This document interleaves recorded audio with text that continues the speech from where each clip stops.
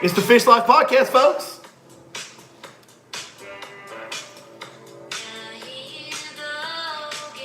Wait, hold on, wait a minute. I mean, that's a jam, but that's not gasoline, bro. When you talking about working and fishing and son of a bitch, yeah. You know, when I talk, that's what we're supposed to start the show with. What are you doing to my show, Chris? Man, we're changing it up a little bit. I mean, how is supposed to do this? Was you rolling down the road on your skateboard? Wasn't it the guy on a skateboard? That's it. Cranberry. What is going on, folks? Welcome back to the Fish Life Podcast. That's right, the podcast that 99% of anglers will not listen to. That's right. And I don't blame them. If I'm being honest. It's the return of tournament bass fishing at the highest level this week. Of course, they scheduled on top of each other. So we've got Chickamauga starting on Thursday, rolling through Sunday. We've got Bass Pro Tour heavy hitters starting on Saturday. So we'll have over the weekend, we'll have to be splitting our screens somehow or another. I don't know how we're going to do that. We got to split our screens. We're going to figure that out tonight. We're going to preview both events, two big bass fisheries. It is April. I was just on Lake Palestine today. They're on the bank. More to come about that later as well. Mm-hmm. But just a great time of year to be a bass fisherman. It's kind of like the time of year when... Do you like that fade out? I liked it. It's almost professional. Yeah, almost professional. Not even close. We are the lowest budget fishing podcast that's actually live. I'm kind of sleepy-headed tonight. And we would like to thank the 1% of y'all that are joining in with us. I don't know that we can even claim a whole percent, dog. 0.5%. Maybe. But hey, we're rolling with what we got, and we're dang sure appreciative of the ones we got. We know that. We need to get shirts made that say proud to be 0.5. Proud to be 0.5 low ballers, because we're the lowest budget actually live. That makes this the L ball, which makes you guys the low ballers. And that would be a great t-shirt idea. Low ballers, proud, what'd you say? Proud to be the 0.5%. Proud to be the 0.5%. Man, there'd be so many people that would think that was some type of political deal. Absolutely. Speaking of political deal, are we going to do that tonight? Yeah, we're going to do it tonight. All right, we'll see that. Yeah. We've got some political discussion with some bass fishing flavor that we're going to throw out there. So let me do my Jamie things before we get too far into this. Do us a favor, drop us a comment, give us a like. Go ahead and share this deal to all your friends because we need all the help we can get. And I don't know the we words. need a thumbs up also. I'll go ahead and give us a thumbs up. Even if you don't like us, give us a thumbs up. I mean, come on. Yeah. We try. It's Sunday. What's it going to hurt you, dog? It's Sunday. We should be watching, Ancient Aliens right now or something like that, eating a whole tub of lasagna. But instead, we're talking to y'all. Yeah. And it's not going to cost you anything. It's appreciation. It's really not a whole lot of effort to hit the thumbs up. We're just appreciating y'all appreciating us. We need every one we can get, considering we're 0.5%. That's right. We're never going to stop. We need all we can get because we're 0.5%, baby. Mm-hmm. That's the deal. Hey, I'm glad you're talkative tonight because I'm kind of out of it. So you're going to have to kind of run this deal tonight because your boy is sleepy-headed, man. I've been just fishing too much. I fished all day today, and I'm not used to doing these long podcasts after I fished all day, and I'm kind of out. Hashtag never stop, never stopping. The fog has gotten my mind, and I might sneeze a little bit because it's spring and I got allergies. You didn't fish none of my water, did you, today? I fished all of it. Yeah. You fished my favorite spot on the lake. Did I? Yeah. We talked on the phone earlier. I didn't know that was your favorite spot on the lake. It's apparently it's everybody's favorite spot on the lake. Yeah. Yeah. The last couple of years especially. Because when you don't have as much of the submergent vegetation that we used to have out there in some of the places, that little area right there seems to get We're about to break into the preview for the Bass Pro Tour Heavy Hitters Tournament because it's on our local lake, Lake Palestine, which is a great lake. You live on the lake. Correct. So we're about to break into that, but I guess this kind of ties into it because we normally do some Billy Ray's Redneck Science because – listen, folks, I'm not a super smart guy. I'm not a scientific guy or scientific-minded guy, but I have grown up outside in the woods and make my living outside on the water. And so there's little things that I noticed that kind of are like science a little bit, but really it's just common sense redneck stuff. And I like to share those with you to kind of help you guys maybe cue into some of these subtle cues that Mother Nature will give us. This one's going to be a little bit more about just fishing than it is overall Mother Nature, but spawning is such a unique deal every year. We get that limited window when you can go target spawning bass. And it's fun. I think a lot of people enjoy it. Everybody knows that I love sight fishing with all my heart. I'm addicted to sight fishing like no other. Here's what happens, though. You have cycles throughout the spawn. So the spawn started in earnest. We had some fish spawning earlier in March around the new moon. Had a little heat wave, just a few. Now the spawn really started in earnest here the last week or two when we finally warmed the water up enough to get them going. Kind of a little bit after the full moon. They wasn't really on the full moon, it was a little bit after. So really about the last week, 10 days is when it started in earnest. We are now what I would say is between a wave. And so what that means is right now we've got that first big group come up and spawn. And they're kind of done. Those fish have done their spawn. They're pulling off those beds. And we have yet to receive that next big wave. Here's what I want to talk to you guys about with redneck science. You have to learn to recognize when there's just because you see a fish here or a fish there up around a bed doesn't mean they're very catchable. Because on Lake Palestine today, and here's where we're going to tie it into the heavy hitters. On Lake Palestine today, I did see some bedfish. I went down to the south end where the water's a little cleaner, and I looked for bedfish, and I saw several actually. Saw quite a few. But I only saw one. It was like, we can catch him. You know what I mean? Like I saw one that was dumb, and we caught him. And I threw at a couple others, and I looked at a couple, and I probably wasted 2 hours, maybe more of my day looking at fish that just weren't going to bite. Because, yeah, they were up around the bed, but they were either about to leave it and not committed to it, or they were just pulling in and not committed to it. So we are what I would call between a wave, when the majority of the fish that you see on the bed just won't stay near it. Anytime you get near them or anytime you cast to it, guys, you're probably between a wave, and you need to go fish other ways when that's happening, shallow still, but fish other ways.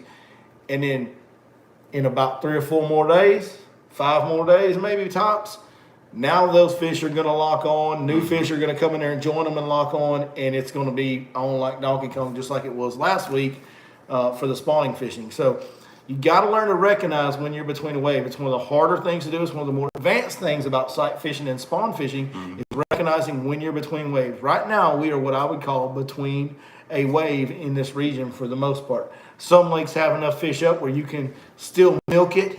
The problem on Palestine is in most of the lake, you can't see them. The water's just too dirty. It's dirty. So for a small percentage of the lake and only having a small percentage of the fish willing to bite, you just can't make a day out of sight fishing right now. Yeah. So how do we catch them? So if we can't look at them and catch them, Chris? So this kind of tied into, I was on Lake Tyler yesterday, and they're in a similar cycle. Of course they are. They're right next to each other. Fork's going to be in a similar. All these lakes are going to be about the same. Yeah. So here's how I go about it when they're in between. When I go through an area and I see a bunch of empty beds or a lot of cruising bass up that shallow that just aren't there, not committed to a spot. What I then do, and there's 1,000 ways to skin a cat, I get it. Yeah. But what I then do is back off about 4 or 5 foot. Okay. On that on those trenches. Fish the area right outside of fish the area outside with something whining. Okay. And I think that I like that. I think on Tyler, that's great. I think on some lakes like Palestine, where the majority of the cover is on the bank, right? The flooded stuff, they love to relate to that flooded stuff in Palestine. So like in the situation I was in today, it's not that we changed how far out away from the bank we fished. We were still throwing our baits and presenting our baits right on the flooded stuff. But what you have to do is you just have to forget about looking at them and go fishing. We caught most of our fish on the whale swim bait today. Caught one on a chatterbait. We got a dog drinking water next to us. Caught one on a. This is the lowest budget, folks. Don't get it. That's why 99.5% just don't watch. That's right. Right there, because of stuff like that, and the fact that we got a foggy phone, one pretty clear phone, but we're just no mics. I like the way I look on the foggy one better. Yeah, you take a look. Listen, having guys that look like us in HD ain't always a deal. It's probably not the right call. We don't need a ring light. But yeah, no, you just you take a Cinco, or you can flip a Texas rig around if you want to. Now I will tell you this: for me, being on Palestine, I'm never on there. It's been a year or two, whatever, since I've been there. I had to cover the water, so I needed to throw winding bait. So I stuck with a swim bait and chatterbait most of the day. I threw a frog on it a little bit, but for the most part, swim bait and chatterbait, so I could cover as much bank as I wanted to. And you guys are going to see all that play out. We filmed today, of course. We actually went out and filmed an on-the-water preview of Lake Palestine for the Bass Pro Tour Heavy Hitters. That video will be airing in the next day or two on the YouTube channel as well as the Facebook, which we're live on both right now. So wherever you're watching, you'll be able to see the on-the-water preview video that's coming. But Heavy Hitters isn't for 6 more days. You should have another wave. The good thing about the wave that we're in between now, the next one should lock in. You're going to have fish here and here. Yes, you're going to have post-spawn fish. You're going to have spawning fish, and you might even still have a few pre-spawn fish, especially in the mid-lake south areas, right? Right. So you're going to see guys fishing shallow, windy points, catching pre- and post-spawners. You're going to see guys fishing flooded bushes, just junk fishing with flipping baits and frogs and stuff like that. You're going to probably see some sight fishing, some, especially if it's a bigger fish in this heavy hitters format. Guys will stop on one. I don't think, because of the way Palestine sets up, you're going to see guys lock in and just go bed fishing all day. I could be completely wrong on that, but I mean, there could be enough fish pull up where guys do that. Yeah. But I don't really think that's what you're going to see. But the good news is, for heavy hitters, right as it starts, we should have a wave of fish really locking into those beds and be really aggressive, where you can catch them without looking at them just by fishing for them, and they'll bite on the first flip into the bed. So it's going to be an interesting event at heavy hitters for sure. Lake Palestine is in really good shape. It appears to be just a few inches above full pool right now, is what it looks like to me. You can see some water behind the old bank line grass in some areas. Not much, just a few inches high, but you know, for Lake Palestine, the clarity is extremely good. Yeah. Now, if you get in the back, we've had a couple hard, heavy storms. We're going to have another hard, heavy storm tomorrow night. So the backs of some of these traditional powerhouse creeks on Lake Palestine, the Kickapoo, the Flat Creek, the river, the backs of those areas are going to be dirty. You can bet you bottom dollar. That's going to be really dirty water back there during heavy hitters for the most part. But most of Lake Palestine, the water clarity is really, really good, because Palestine's a dirty water lake, Chris, right? Yeah, I'd say probably half a foot to a foot of visibility is probably par for the course. Yeah, that's good. That's when it's in good shape, and that's about what it is, right? I mean, it's not much more than that right now. Maybe a little more than that right now, but not much. The difference right now is there's no grass, and so there's no reason it should be that clear. So you would think it would counteract the visibility, but it's stayed pretty clean, man. We've had a couple hard rains, but not just a whole bunch of rain. So we're still kind of in some drought conditions around here locally, just regionally. So the lake is in phenomenal shape. That's the kind of fishing we're going to see. We're going to see bank fishing, guys. That's what you're going to see, shallow water fishing. Now, if you see anybody that's out off the bank, I guarantee you they're not going to be in more than 3 or 4 foot tops. Right. I mean, it's going to be a shallow water fishing deal. You may see somebody fish a point that runs out in shallow water or something like that, so it'll look offshore. Like the Big Eddie Bay Point or something like that, yeah. Just like we do. My favorite one on that lake is that I've found is the High Saw Ledbetter, where it splits. That point runs way out. That point's really good, especially when the wind blows on it. It's just the same thing we do on Fork, on the reefs. Right. Some people call them reefs. Yeah, shell beds. People that like to make stuff up and just tell stories, that they call them reefs. Yeah. I mean, there's some shell on them. Yeah. There is shell on them. No, we've never once denied that there's, just in case y'all are watching any other posts of it, we've never once denied that there's shell in Lake Fork, or every lake in East Texas for that matter, because there is live shell in every lake, but they're not big oyster beds or whatever we want to call them. It's crazy, man. It's just so goofy. But I'd say it's more rock than anything. It's rock. And if you look at Lake Fork with the low water conditions we're dealing with there, you can see all the rock. You can see all the rock. And there's a lot more rock in it than I thought there was, to be quite honest with you. That's... When you look at those shallow points that we fished over the years, now that the water's down off of them, it's rock. Like, there's a ton of rock on those points. I don't think people realize how, in these East Texas lakes, if you can find rock, how good it can actually pan out for you. Yeah, because it's not patches. It's not like the predominant structure. It's not like you go to Texoma and you've got rock bank for a mile or two, whatever. Like, it's patches of isolated hard spots, which we all know bass love hard, clean bottoms. I mean, that's been the deal, right? We've known that for years and years and years. Here's what I've always equated it to. The harder and cleaner a bottom is, well, if you've got a soft bottom, anytime wind goes through there, a boat goes through there, it's churning up silt and dirt in that area. But if you've got a hard, clean bottom, that water's going to be cleaner. We know that, right? That's right. Well, those fish are breathing the water, guys. Like, they're running the water through their gills. Now, do you feel better if you're in the most heavy smog-infested city you've ever been in breathing that air, or do you feel better if you're in the mountains of Wyoming, in the middle of nowhere that has no smog? Like, you're gonna feel better breathing cleaner air, and I think there's something to that, and that's some more redneck science for you. I don't know the scientific factors of it, but I think fish prefer to be in that cleaner water. They feel better when they're breathing cleaner water, in my opinion. So, just a little hunch of mine, you might say. Chris, this is your home pond. Yeah, I can't even tell you how many hours on this pond. How much of a factor do you think the frog's going to play? With this being heavy hitters, they're going to start with a 2-pound minimum. They're going to go up to a 3-pound minimum in this event. The frog is on Palestine traditionally like this time of year. That's the best big fish bait you can throw. I think the guys that fish Championship Sunday are going to have it tied on, and they're going to throw it more than a little bit. So you think the frog's going to be a major factor in this event? I mean, it's too perfect. The timing, the moon cycle, where the fish are as far as spawning. You've had enough fish kind of get in there and get the job done and come off. You've got, and I mean, a frog's a deadly bait on cruising fish that are about to spawn.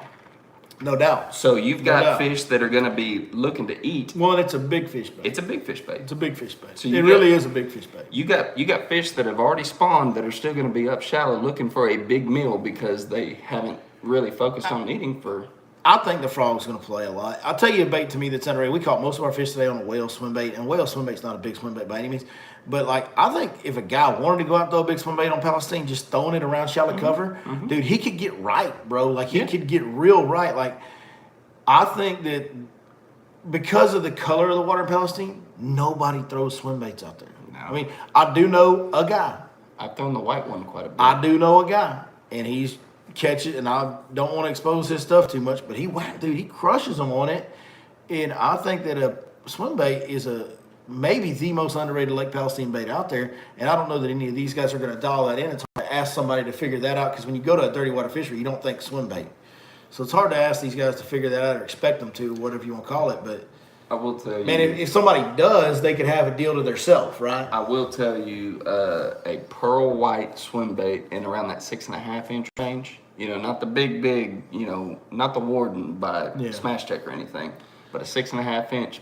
Felon line through. Yeah. And pearl white. And you can get away with the line through in Palestine in a lot of areas because there's not, you know, heavy hydrilla or coontail. And there's stumps and stuff like that. But like you could throw a line through in Palestine. I could see a line through and like the felon line through or something of that size in a white color in the dirty water. You get 5 bites on that thing and you're keeping up with anybody.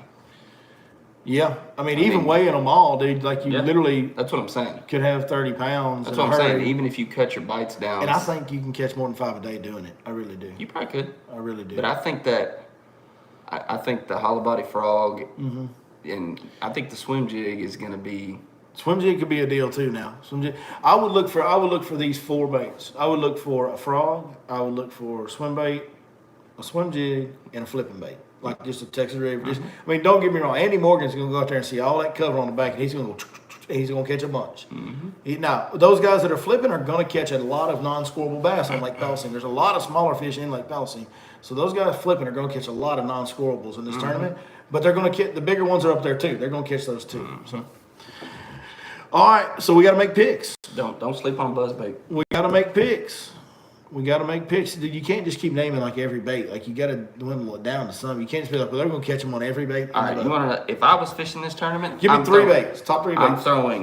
I'm throwing a swim jig as my search bait. A frog. A frog. Yeah. And I'm probably going to throw a green pumpkin jig. And that's all I'm throwing. Flipping bait. A little compact, lightweight green pumpkin jig. Like a 1/4 ounce or 3/8. 3/8 ounce small profile. Yeah. That's all I'm throwing. Yep, got it. So let's make our picks, and I'm gonna make these down. And I believe since the last tournament that we did, my top 5 picks, I think 4 of them were in Championship Sunday. When we did what event was it? Red Crest. Red Crest. How'd that shake out? I nailed it. Did you? 4 out of my 5 were fishing on Sunday in the top 10. Nobody picked Bobby Lane though, right? Nobody picked Bobby Lane. Dude, picking the winners in these, like pick a guy that wins is so hard because of the reset every day. I mean, Evers was pretty much winning the whole tournament. I had him. Right. Yeah. So and Fletcher had a good event. I picked Fletcher him. Did have a good event. Yeah. I mean, the deal is we picked I think 10 guys in that. Yeah, and 6 of them were fishing on Sunday. 6 of them were fishing on the championship day, and I think out of those 10, I think 8 or 9 of them were like top 25 in the tournament. I mean, it was, we had a really we nailed it. Dude, we don't play fantasy fishing, but I guess we probably should. We keep saying that, but we don't, but we should. We should. So I'm gonna let you have first pick on the BPT heavy hitters. Oh God, why'd you do that to me? I mean, because I'm a nice guy. Why you want to do me like that? I mean, I'll go first if you want me to. Go ahead, go first. All right. So my first pick for Lake Palestine heavy hitters is going to be. Man, I gotta go Andy Morgan. Yeah, I mean, that's a really good pick on that lake, and he's going to be flipping, I can tell you that. Mm-hmm.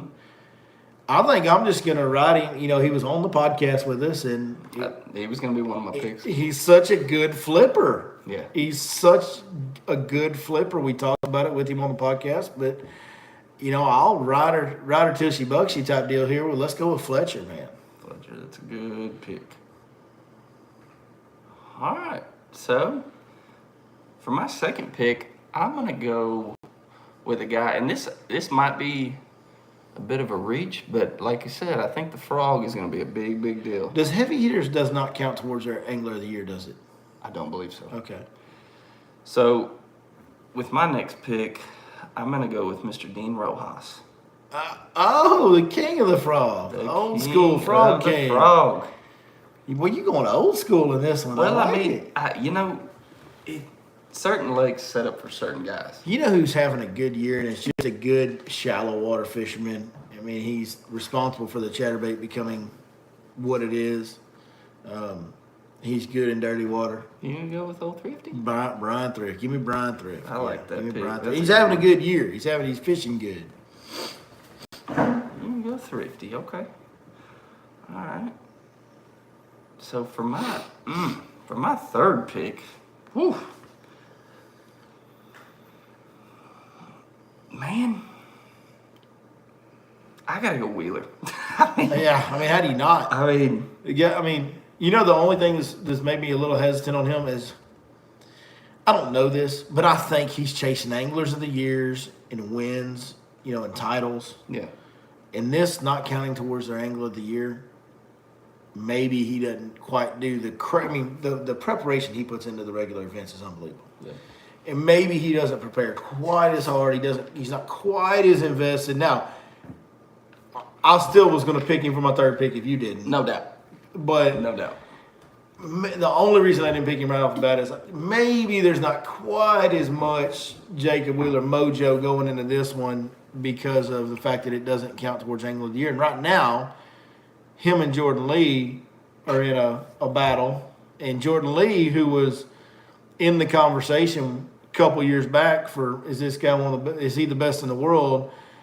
He's trying to make a comeback on that train. You know, him and Ott have kind of switched places this year. Last year, Jordan had a little slip. Mm-hmm. Ott was up there. He was in the conversation with Jacob. And when we say slip, we mean to their standards. Yes. Dude, Ott's like 20th or whatever it is. He's just not 1 or 2. Right. Right. Well, now, and Jordan Lee used to be the same way, but he had a slip last year too. Mm-hmm. Now Jordan Lee's back. He's leading angler of the year race. So we'll see how that transpires once they fish some other northern fisheries. Mm-hmm. I still like Jacob Wheeler to take it at the end of the year because he's just a man on a mission, it feels like right now. But anyway, that's the only reason they want to pick Wheeler. So who am I going to pick? So I got to make a third pick here. I'm rambling, doing what I do. I've got Fletcher and I've got Thrifty. Man.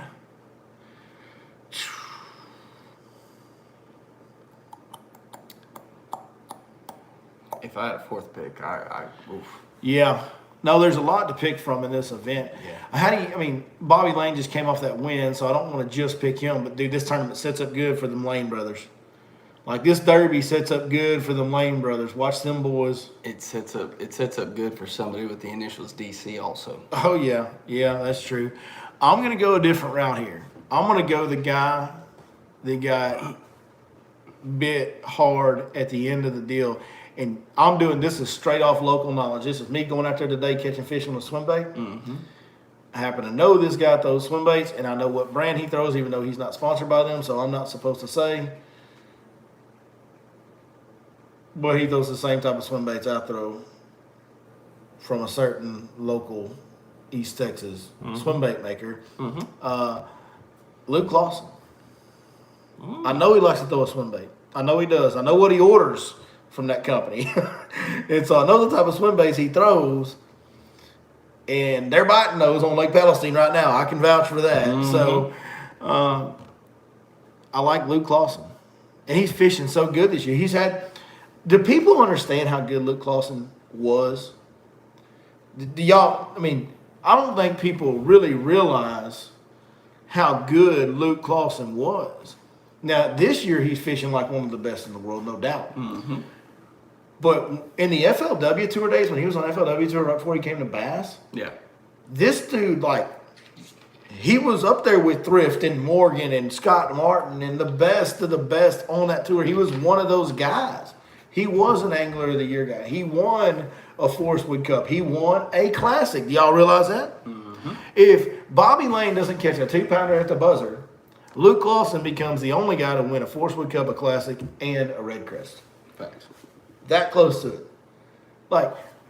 Luke Clausen don't get near the run and credit he deserves, dog. He's one of the most underrated dudes out there. So I'll take Luke Clausen. Good deal. Well, there's your 6 right there from us. Read them back. Billy's got Fletcher, Thrifty, Luke Clausen. I got Andy Morgan, the Frog King, Dean Rojas, and Jacob Wheeler. I like all those picks. Yeah, those are all good picks. I think, and we're only picking 6, not 10 this time, but how many of those 6 get into the final 10 of heavy hitters? Say half of them. At least. We're usually at least good for half of them. I think 10. All of them because we picked Obviously, them. We're picking them. Yeah, that's right. That's right.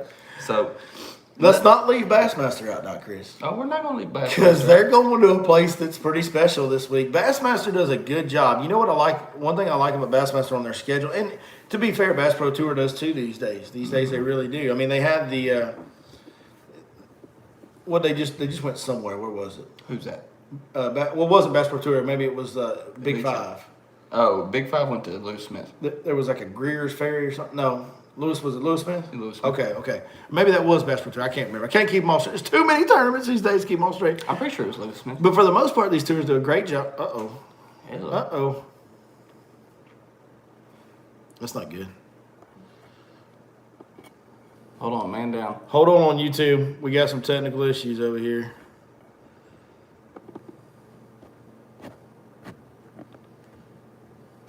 I think we're back. We're back on Facebook. Sorry about that. We had a little break in the live. Somebody comment on Facebook and let me know if we're still live on Facebook. We apologize for that. It has some technical This is the lowest budget actually live. The lowest. But these tournaments do a really good job of scheduling the best lakes at the best times, right? We saw the Santee Cooper deal. We didn't even get to talk about it. The Drew Cook Santee Cooper tournament. You hit that nail on the head, by the way. Bro. 105, you called it. I did call it. So the folks at home won't know this, but, man, me and Chris were talking about it before it finished on Monday when we did our podcast. Oh, I think I did do it on the podcast. I said, Drew Cook's going to hold it off. And I said it was going to take 110. You said 105. And I did call it on the number. You're right. I sure did. I nailed it. But that tournament was unbelievable, dude. Caleb Kufal comes through and almost wins a tournament over 100. He's the first guy to ever go to the Century Club with 19 bass weighed in. And I heard his interview with Mercer, by the way. Shout out Mercer. Go watch Mercer's channel. Mercer on YouTube. Got a great podcast every Wednesday with pros on there every week pretty much. But just, obviously Mercer's an entertaining guy. He does a great job. But Caleb Kufal talked with him, and he didn't get another bite that day. The day that he only weighed 4 in, he never had another bite. He didn't miss one. He didn't swing on one. He had 4 bites, and he caught 4 fish. God dang, dude. But, that tournament was Drew Cook's. It seemed like from the outset. Man, it's just like you said, though. If you can locate the bed fish you need to win and know, I'm picking the roles and catch them. It's the safest way to do it. I've always said that about tournament fishing and sight fishing. Used to be not a lot of people would do it. And so the guys that were good at it had a huge advantage, and when they were on beds, those guys were going to win the tournament. Those guys were going to win the tournament, right? So now everybody does it.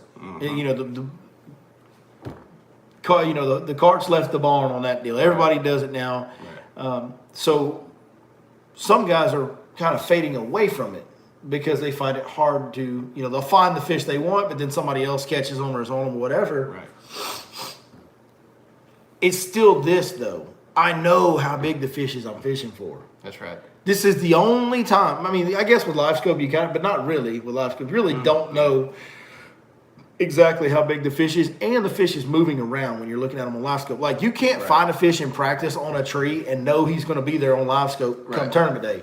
You find a fish in bed on a Wednesday, you know that sucker's going to be there on Thursday. Mm-hmm. And so sight fishing is a deal in a multi-day tournament where I can find 15 bass that I need to weigh in to be in the top tier of the tournament on the first day.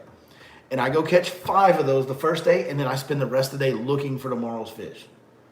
It's just the most manageable, and you have the most knowledge of what you're going to catch. It just, for tournament fishing, sight fishing is the absolute deal. Now, oftentimes, like we saw last year on Lake Fork, they kind of had a wave locked in practice in the first day or two.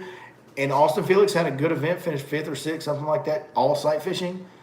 But as that bed fishing deal faded and there weren't as many up, and then Lee Livesey comes through with 42 pounds. But it took an all-world effort of 42 pounds, the third biggest bag we've ever seen in Bassmaster history, to beat the sight fishermen in that event. It took something crazy to do that. So sight fishing is just the way to go in a tournament when it's going down. Well, it's just like yesterday. I had a media tournament on Lake Tyler. The guy that ended up winning it, he had 25 pounds. On Friday, he went out and marked several fish on the bed. And he said that morning, I've got a 10-pounder on a bed. If she bites, I'll win. Yeah, no doubt. He had 10 and an 8 and said, if these 2 bite, I'll win. And yeah, because then all you got to do is catch a couple keepers to go with it. He rolled up to weigh in with a 10 and an 8. And some keepers to go with it to make 25. And he won. Yeah. So, it is what it is. No doubt. No doubt. And that was a deal where the way that we were fishing, we were catching a lot of fish. Yeah. We just, you can't compete with that because you don't know what you're fishing for. Yep. He knew exactly what he was fishing for. Exactly. You're just hoping to catch big ones. He knows if he catches them, they're going to be the right size. We had a. That's the deal. You know, any other style of fishing, you're hoping to find and catch big ones. That's right. In sight fishing, you know how big they are. It's just such a deal. That's right. But anyways, back to the subject, man. These guys do such a great job. I mean, we've seen Lake Fork with the Bass Pro Tour in full pre-spawn mode, and we saw 5 double-digit bass in a single tournament. That was awesome. Mm-hmm. We've seen Santee Cooper. We saw the Classic at Hartwell. We're about to see Chickamauga, which during shallow water season, I think they're going to be looking at them again. Yeah. I think they're going to be looking at them for most of the Derby on Chick. Now, I could be wrong. Always with fishing, you never know. But I think we're going to see another sight fishing Derby on Chick. And then I think that'll be the last one on the Bassmaster Tour because there's a break between Chickamauga and Lake Fork at the end of May. And that's going to be a deep cranking deal right there. But the Chickamauga tournament, we're about to watch them sight fish again. So let's make some picks. Let's make some Chickamauga. Great big bass fish. It's similar to Fork, a little bit smaller. Similar to Fork, though. When it was full with grass, Chickamauga has some grass, has Florida strain bass. Lee Livesey won an event there. Okay, I will tell you, sight fishing is not really Lee's favorite deal, from what I understand. Mm-hmm. From what I know of Lee, sight fishing is not really his deal. So he's going to be trying to wind him up somewhere, throw a topwater. I can tell you that. He's probably going to throw a frog, knowing Lee. And he won the fall tournament on Chickamauga on the frog. So he's probably going to throw, you're probably going to see Lee Livesey throwing a frog on Chick. And I'm sure they'll have a camera in his boat the first day with him being the reigning Chickamauga champion 2 years ago, last time they were there. So is your first pick, Lee? No, it's not. Man, guy that's fished good all year, a guy that has a phenomenal history on Chickamauga, like an unbelievable history on Chickamauga, and one of the best sight fishermen on planet Earth, and one of the best frog fishermen on planet Earth. Give me John Cox. That was my first pick. Give me John Cox. That was my first pick. Thanks a lot, Billy. I will be, you never know. So it's always hard to say if somebody is going to win one of these tournaments. We all know how hard it is to win these tournaments. Major roll of the dice, odds stacked against you. I would be shocked if John Cox isn't at least in contention on Sunday at this tournament. All right. You ready for mine? Yes, I'm ready for yours. Give me Greg Hackney. Oh, yeah. Oh, yeah. Oh, yeah. You know, and speaking of another little side note here, this is the last tournament of the year that I have a question mark beside Mr. Polnick. Mm-hmm. This is the one to watch BP. How good is he going to do at this one? Because after this, it is in his wheelhouse. Yep. And he's already, I think, 3rd in Angler of the Year right now. He is. even though he went through Florida, which isn't his best. I think he's fourth. Okay, went through Florida, which isn't his best friend, but he's up in the top 5 of Angler of the Year already, and the rest of the schedule he's fourth. Is absolutely in his wheelhouse, and he's fourth. 31 points. 31 points behind the leader, who is John Cox. John Cox, leading the Angler of the Year on Bassmaster Elite Series. I'm not picking Brandon for this tournament. This is one that I think may not be the greatest tournament for him. I'm worried about him in this one. I'm sure he will do fine like he has all year so far. Bro, give me, but I thought Stetson would have done good at Santee, and he did okay. Like, he got a check. He made the cut. But I really thought Stetson would be a great one on Santee, and he really wasn't. He really didn't ever threaten anything, didn't get it going.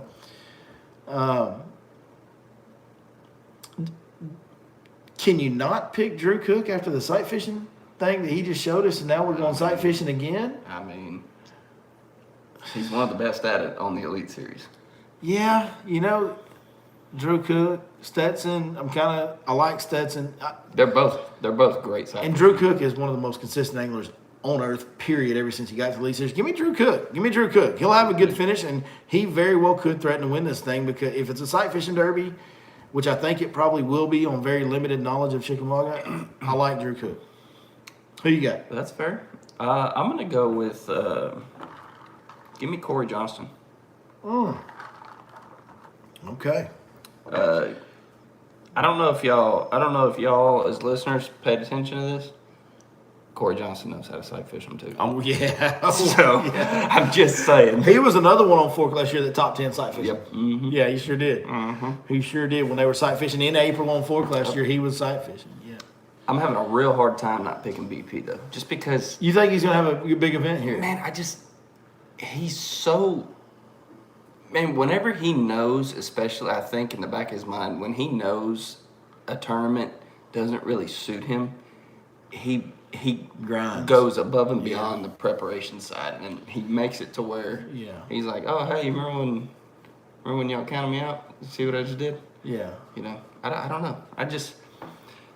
There's been plenty of events in the past where I didn't think he was going to be fishing on Championship Sunday, and he finds his way. I'm going to give you a wild card pick on my last pick. Come on with it. I'm going to give you an absolute wild card pick. Now, one thing about Chick, similar to Fork, a lot of pressure.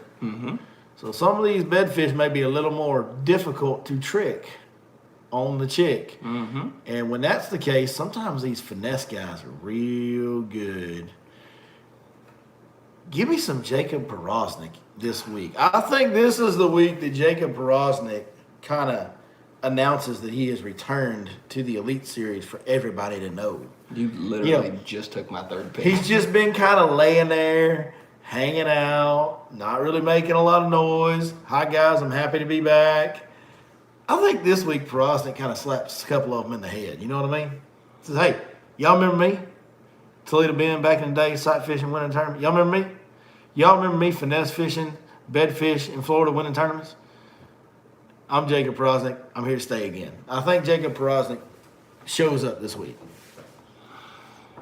I took your pick. You literally. I got it. So since you threw a wild card, I get to throw a wild card. Yeah, I like wild cards. Give me Scott Martin. There you go. That's a good one. That's a really good one. I like it. I like that one.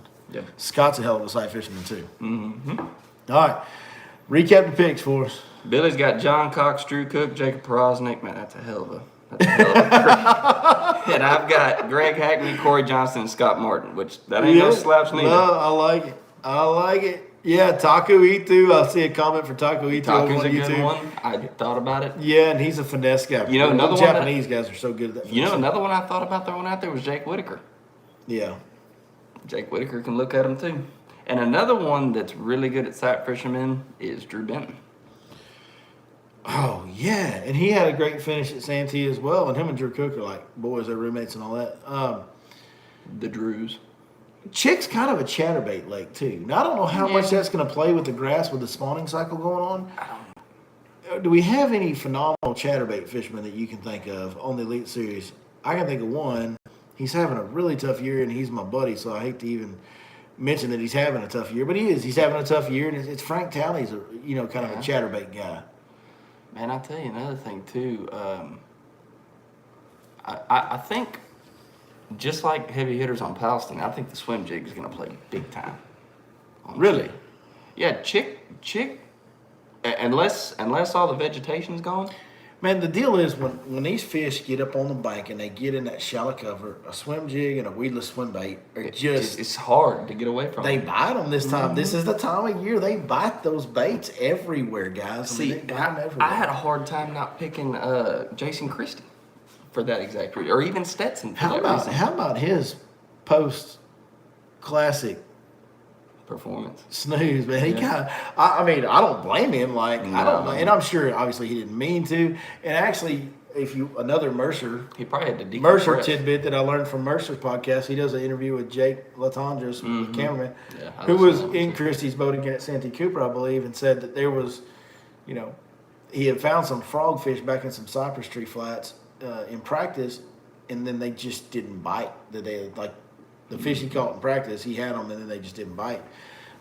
Which Santee Cooper can certainly do. It's that's what's cool about I really like the schedule because Santee Cooper, Chickamauga, and Lake Fork, which Lake Fork being my baby, my boo thing.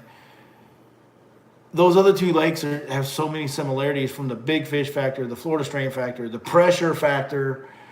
Like, I understand these events a little better when I'm watching them because of my Lake Fork experience. And so I really, it makes me enjoy it that much more. Mm-hmm. It's a lot of fun to watch. Yeah, I mean, I like picking 5 from each, but we'll keep it at 3 because there's a couple other names that I wanted to throw out there. Like, I think doing it 3 and 3 is good because it's like we're one extra. So if you guys are fantasy fishing and you want pick advice, you can take our 6 and kind of pick which 5 you like, or just plug a couple of ours in. But it forces us to be more picky about our picks. Don't sleep on Brian New. Yeah, throw that out. I mean, listen, it's the freaking Elite Series, dude. You could list like 3/4 of the field and it'd be a good pick. Yeah. That's what's cool about it too now. And I think since the split and the reset of the Bassmaster Elite Series, one of the really, really big positives that came out of it is the competition. You get to see all these guys that you never would have known before. The fact that they're bringing in 13 new guys this year, and they're going to bring in 13 more new ones next year.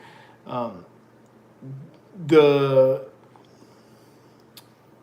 parity throughout the field has become very, very evident in almost anybody pretty much anybody in that lineup can win any week on the Elite Series. I don't feel that way on the Bass Pro Tour at times. I feel like there's 10 guys, 15 guys on the Bass Pro Tour. Like, that dude's not winning. You know what I mean? When I look at it, I just look at it and go, well, that guy's not going to win.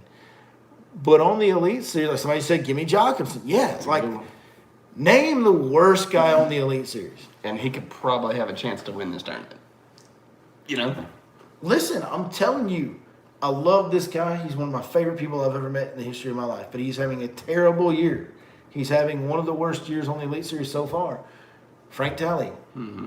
If he were to win this event, nobody would be like, well, that came out of nowhere. Right. Like, yeah, he grass fishery, wine and a chatterbait, won it and he's won one before. So he knows how to do it. He's capable of doing it. And by the way, Frank, you're capable of doing it, so come on and do it because you're my boy, and I don't want to see you struggle, man. Let's write that. Let's all pull for Frank the Tank this week. Frank the Tank, right the ship, son. It's time for you to right the ship, get you a top 10 finish, top 20 finish, and get this thing going the right direction, big dog. I just saw 2 questions on YouTube that we probably need to check out. All right. The one that just come in, and then there's one above that. Yeah, Jakobsen. Oh, one above Jakobsen? No. That last one, and then the one above Jakobsen. Yep. No. Yeah, there you go.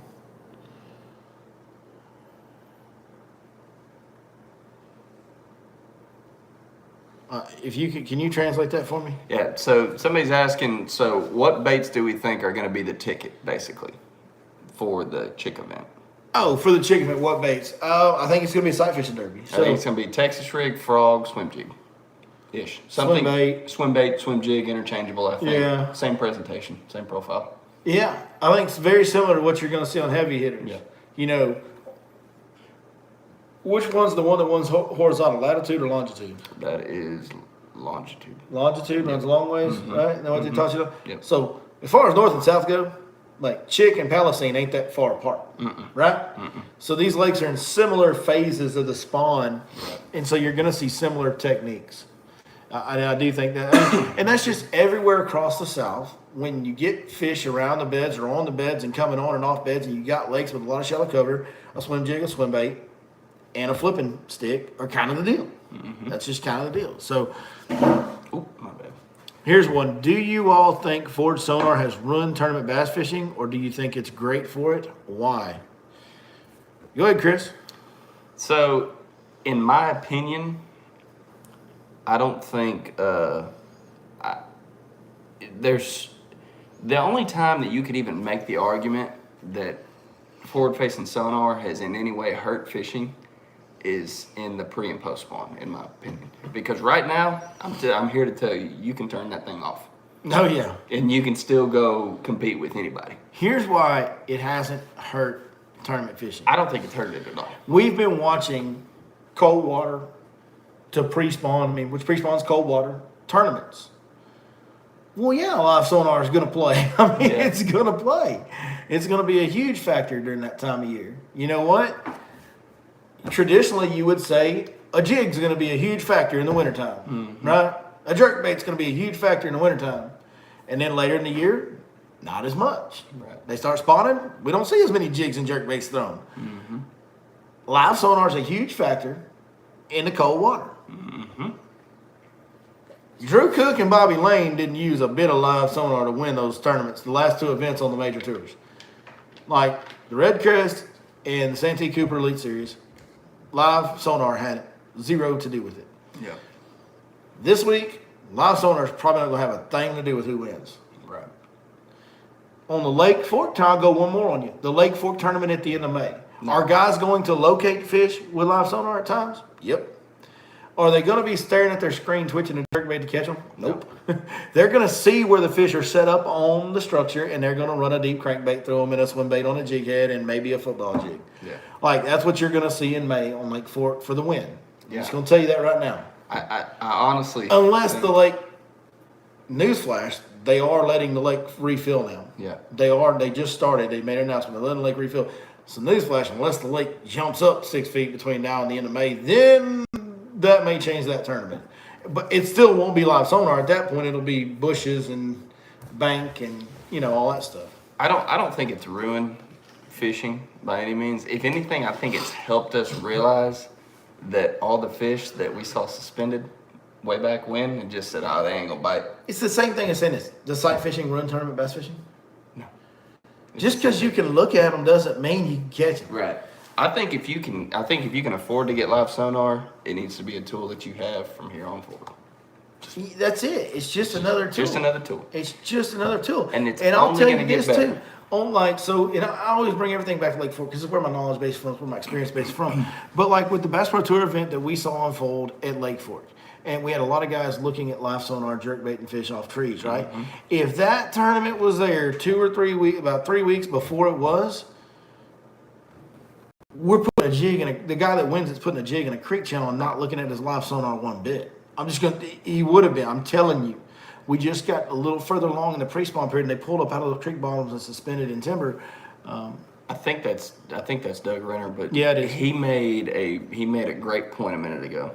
Doug's usually good for some good content. It's Doug not Renner's, that easy to chase him with live sonar. It's not that easy. It's not that easy. You have to realize when you watch these tournaments, Yes. the snippets that you see, it's still a very low percentage of fish that bite that. The guy's out there for 8 hours and you see him catch 5 fish on live Correct. sonar. It's still or a 10 very low percentage fish deal. on live. That's 1 an hour, guys. Yeah, it's just like He's chasing for an hour and he finally gets 1 to bite Right. within an hour. He's chasing fish for an hour straight and he gets 1 an hour to bite. Yeah. It's not, exactly. Good point. And Doug's one of those guys, and I say this all the time. There's local guys that people, most people, locals know their name, but most people out there that aren't from here, they're not going to know who Doug Renner is. But that dude right there, Yeah. hey, that boy can catch him. Yeah. He's real good. Yeah. So we always appreciate Doug's input, and Doug doesn't have a filter. So his input's always interesting, that's for sure. He's gonna shoot you straight. There ain't no doubt about it. Yeah, I think to me it's what I just said a minute ago. Has sight fishing run tournament fishing? Yeah. No. You can look at them when they're on a bed. So when you have a sight fishing tournament, does that make it unfair to do anything else? No. We see sight fishing derbies that are won by somebody doing something else. Just like at Santee Cooper, Caleb Kufal catches one more bass on day 2, he wins the event. Right?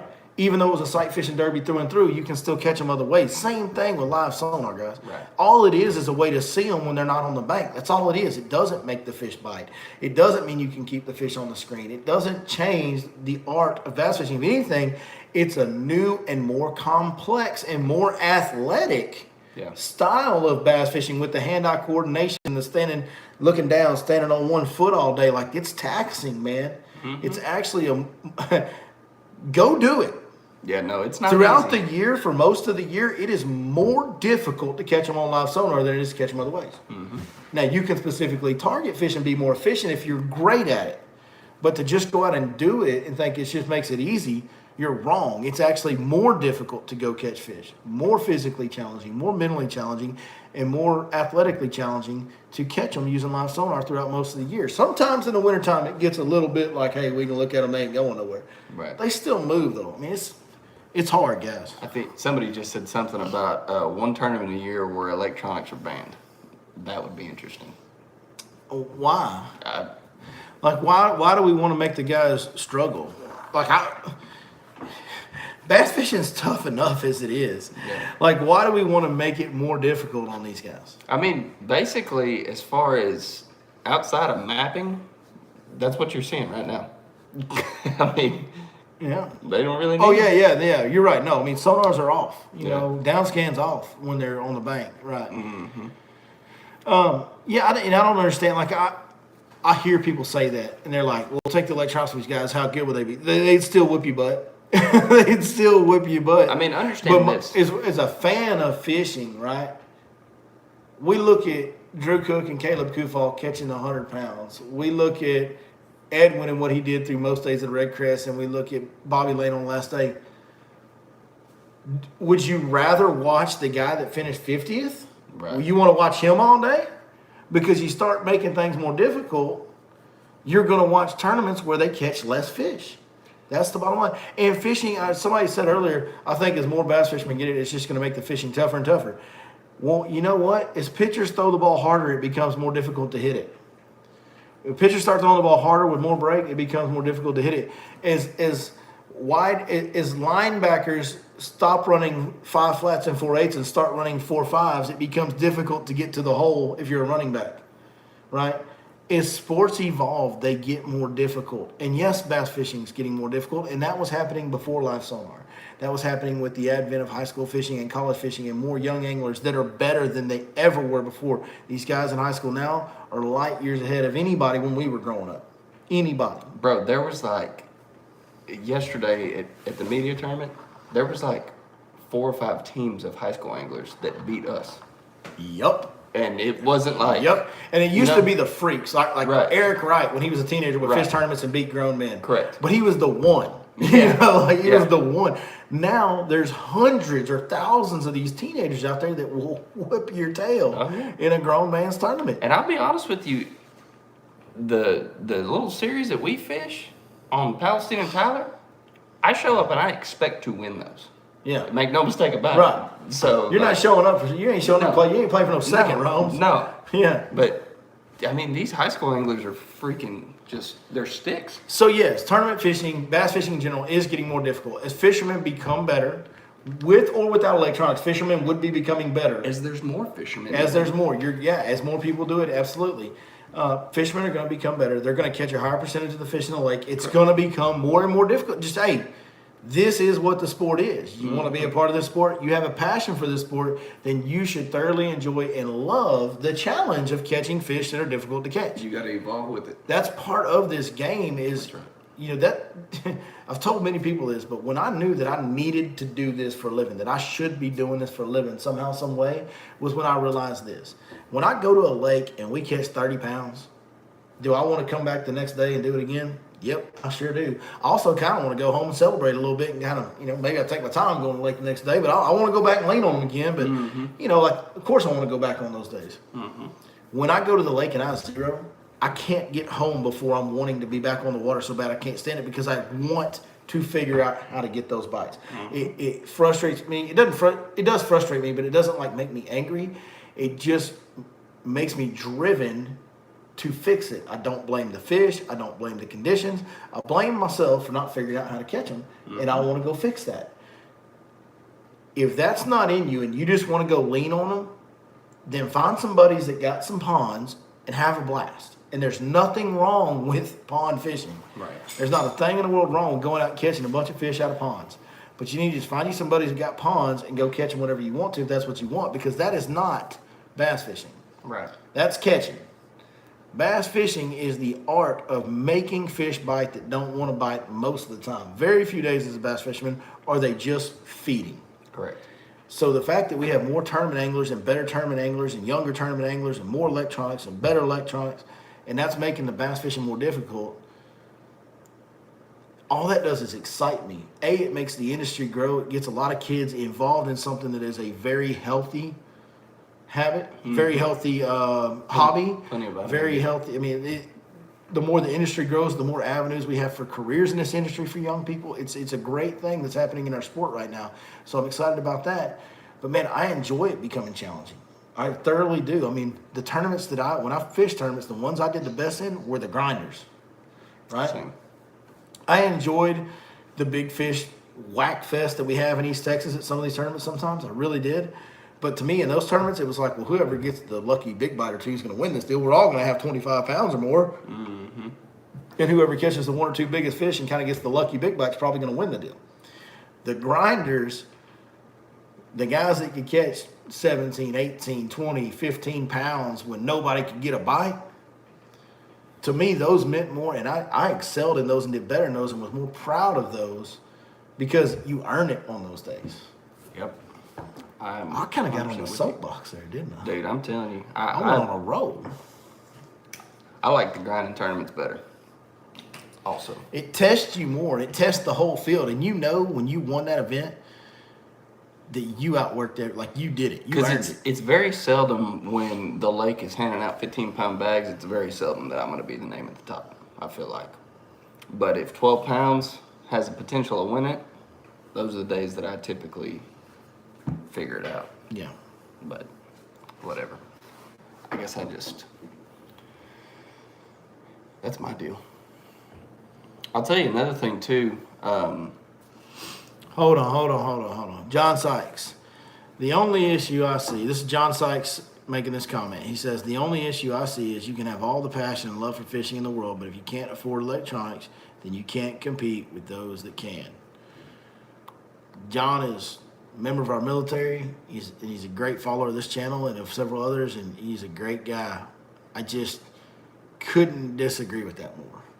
Because when I started getting involved in tournament bass fishing and just grinding on Lake Fork, long before I was guiding, I was running a 93 model 17-foot boat that had one Lowrance HDS5 Gen 1 that had sonar and mapping.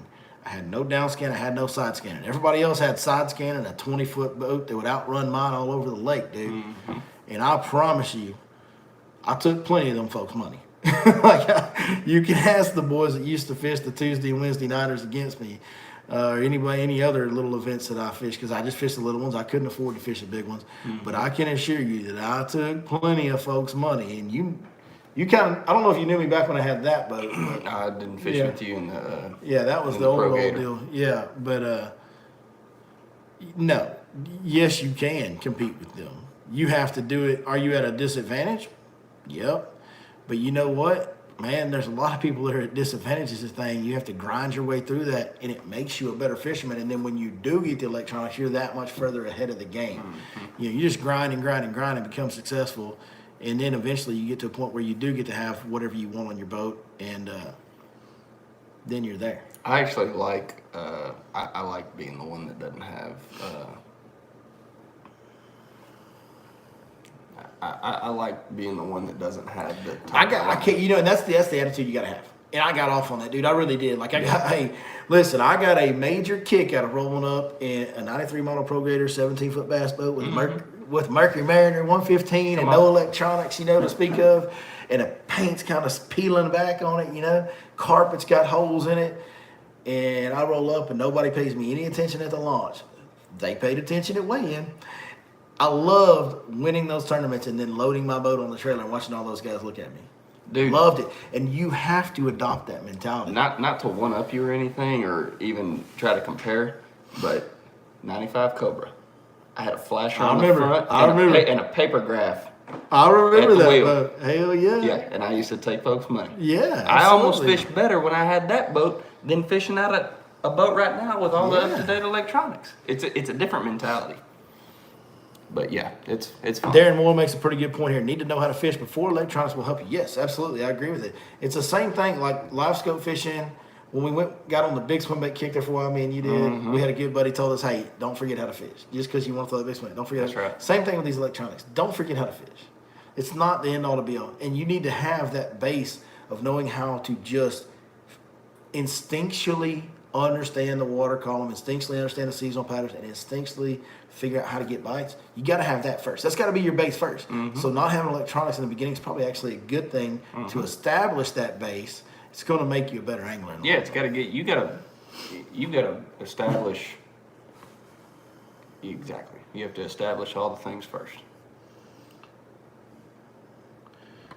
Not to jump ahead, but what kind of weight are we going to see this year at Fork Elites?